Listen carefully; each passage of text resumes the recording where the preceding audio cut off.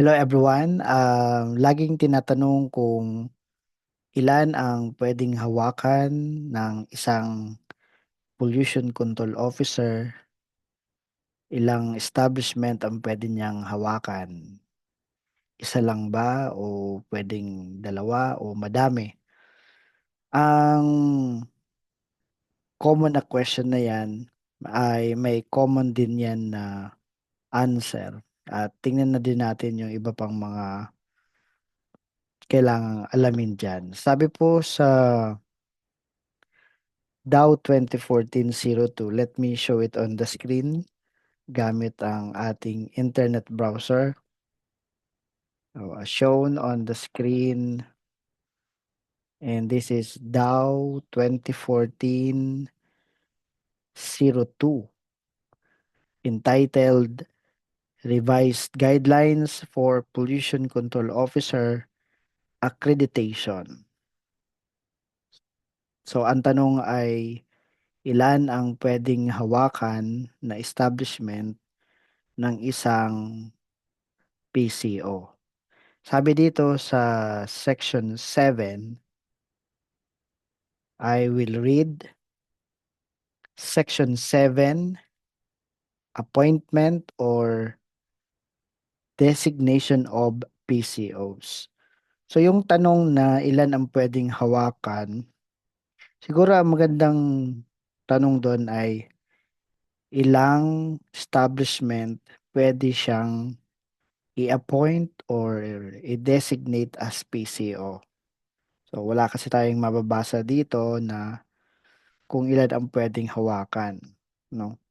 Now, base dito, I will read the managing heads of establishments, LGUs, and other government institutions that discharge solid, liquid, or gaseous waste to the environment, or whose activities, products, or services are actual and or potential sources of land, water, or air pollution, shall appoint or designate and seek accreditation for their PCO, provided that no PCO shall serve as such for more than one establishment. So, merong tatlong bagay. Una, may managing head ng isang establishment na mag-a-appoint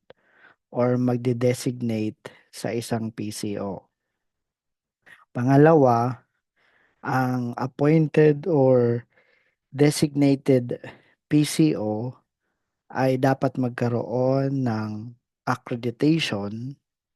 Yan. At sinusunod dito yung statement na provided that no PCO shall serve as such for more than one establishment. So, ibig sabihin sa ating interpretation, yung isang accredited PCO ay nagsaserve lamang sa isang establishment. So kung ang tanong ay ilang establishment pwedeng hawakan ng isang PCO, ang sagot natin ay ang isang accredited PCO ay dapat mag-serve lamang sa isang establishment. So hindi pwedeng more than one. Hindi pwedeng accredited siya sa isang establishment and accredited din sa iba. Yun yung provision na nakasulat sa Section 7. Now, kung titingnan naman yung isang department order, Dow 2018-07, yan, meron tayo ditong babasahin. DNR Administrative Order number 2018-07, entitled Amendment of Section 7, yung binasa natin kanina. Ito, Section 7 ng Dow 2014-02. amendment of Section 7 at basahin natin yung nakasulat dito sa 7.3. I read and I quote, PCO for commercial banks, rice millers, dental clinics, and other small standalone establishments may apply for clustering for the designation of their PCO, subject to the approval of the EMB Central Office upon the recommendation of the EMB Regional Office. So, tatlong bagay naman. Number one, mayroong mga establishment na small at in-specify like commercial bank, rice millers, dental clinics, at yung mga katulad pa nito. Yan. Pangalawa, itong mga small standalone establishments, pwede po silang mag-group at i-apply nila bilang cluster. So, yung same services ng mga small standalone establishment, pwede silang mag-apply ng clustering for the designation of their PCO. Ano yung ibig sabihin? Merong multiple establishments na small establishment, standalone establishment, hahawakan, magde-designate sila ng isang PCO para sa cluster na ito. So, yun yung pangalawang ah, punto. Number three, ang clustering na ito, it requires EMB approval prior to designation of PCO. So, hindi mo pwedeng i-appoint agad ang isang PCO para sa isang cluster.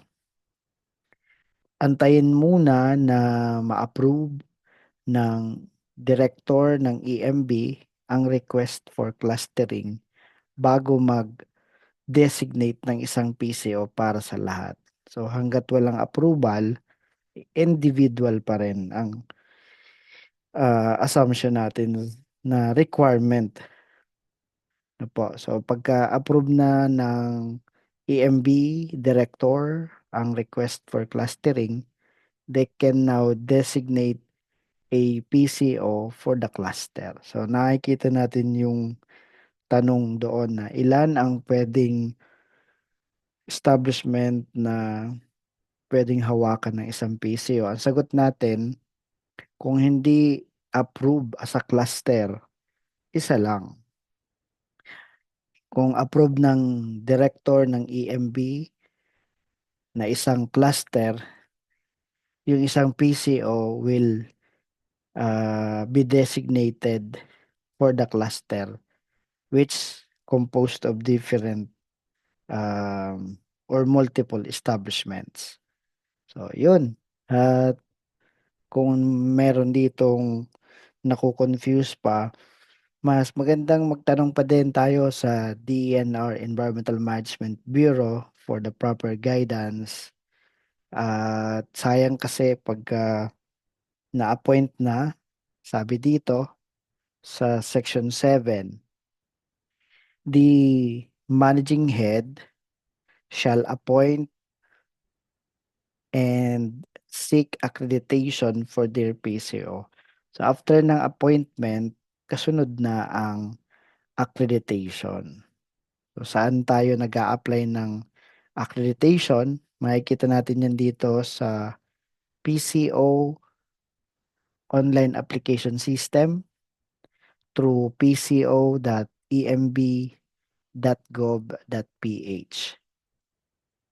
pco.emb.gov.ph.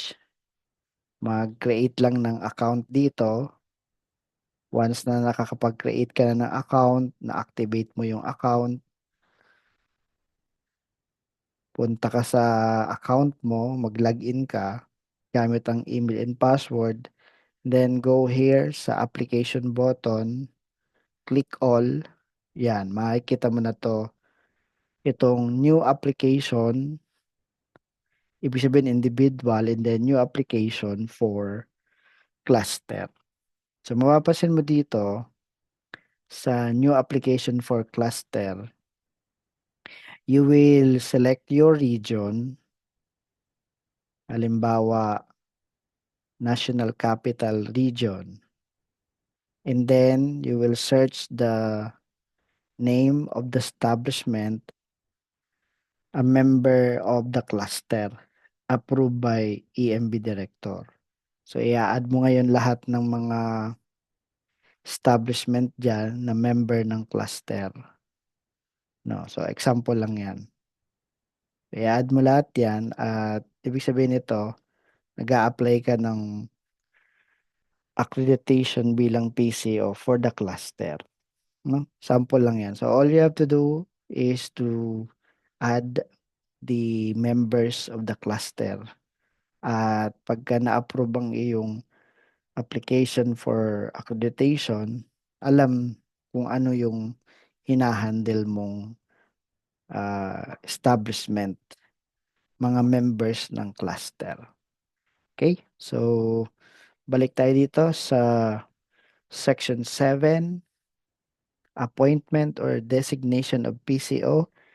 Dapat mag-serve lamang sa isang establishment unless approved as a cluster.